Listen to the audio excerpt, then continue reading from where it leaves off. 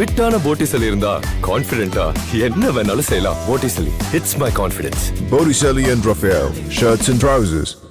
Ukraine அதிபர் ஜெலன்ஸ்கியை முகத்திற்கு நேராகவே அமெரிக்க அதிபர் ட்ரம்ப் கடுமையாக சாடிய நிலையில் ஜெலன்ஸ்கி வெள்ளை மாளிகையிலிருந்து வெளியேற்றப்பட்டதாகவும் தகவல்கள் தெரிவிக்கின்றன. ட்ரம்ப் ஜெலன்ஸ்கி இடையே நடந்த பரபரப்பான சந்திப்பில் நடந்தது என்ன என்பதை தற்பொழுது பார்க்கலாம். அமெரிக்க அதிபர் டொனால்ட் ட்ரம்ப் உக்ரைன் அதிபர் ஜெலன்ஸ்கி சந்திப்பு வெள்ளை மாளிகையில் நடைபெற்றது.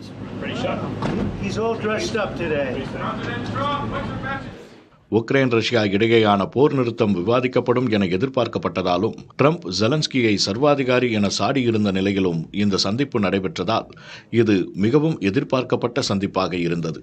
ஆனால் இதில் நடந்த விஷயங்களை ஜெலன்ஸ்கியே எதிர்பார்த்திருப்பாரா என்பது சந்தேகமே. இருவரிடையேயான சந்திப்பின் போது உக்ரைனியர்கள் இறந்து கொண்டிருக்கிறார்கள், ராணுவ வீரர்கள் எண்ணிக்கை குறைந்து கொண்டிருக்கிறது. You have to be thankful.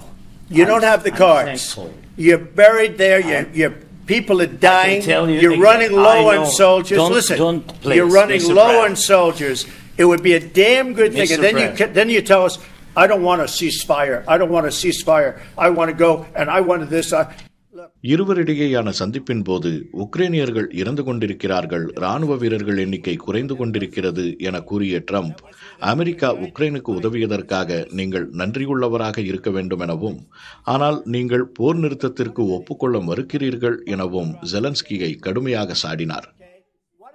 God bless. You don't know that. God bless. God bless. You will not have war. Don't tell us what we're going to feel. We're trying to solve a problem. Don't tell us what we're going to feel. I'm not telling you. Because you're in no position to dictate that. That's exactly what you're doing. You're in no position to dictate what we're going to feel. We're going to feel very good. We're going to feel very good and very strong. You will feel influence. You're right now not in a very good position. You've allowed yourself to be in a very bad position, and he happens to be right about it. From the very beginning. And the president who's trying to save your country. Please. You're playing cards. You're gambling with the lives of millions of people. You're gambling with World War III. You're gambling with World War III. And what you're doing is very disrespectful to the country, this country, that's backed you far more than a lot of people said they should have. இதனைத் தொடர்ந்து Zelensky வெள்ளை மாளிகையிலிருந்து வெளியேறினார். Zelensky தானாகவே வெளியேறியதாக அமெரிக்க அரசு தரப்பு கூறினாலும் தொலைக்காட்சிகளிடம் பேசிய வெள்ளை மாளிகை அதிகாரிகள் அமெரிக்க துணை அதிபரும் வெளியுறவுத்துறை அமைச்சரும் ஜெலன்ஸ்கியை வெளியேற சொன்னதாக தெரிவித்துள்ளனர். இதனிடையே ட்ரம்ப் தனது சமூக வலைதள பக்கத்தில் அமெரிக்காவை ஜெலன்ஸ்கி அவமதித்து விட்டதாகவும், அவர் அமைதிக்கு எப்போது தயாராகிறாரோ அப்போது வரலாம் எனவும் கூறியுள்ளார்.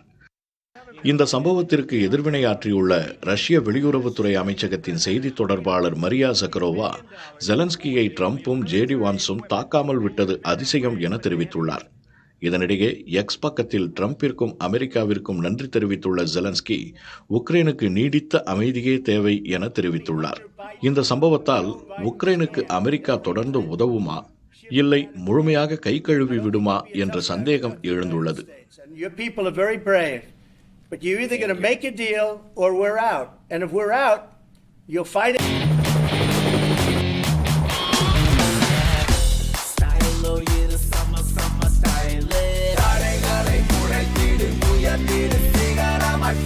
ஃபிட்டான போட்டிசலி இருந்தா கான்ஃபிடென்ட்டா என்ன வேணாலும் செய்யலாம். Botticelli, it's my confidence. Botticelli and Raphael, shirts and trousers.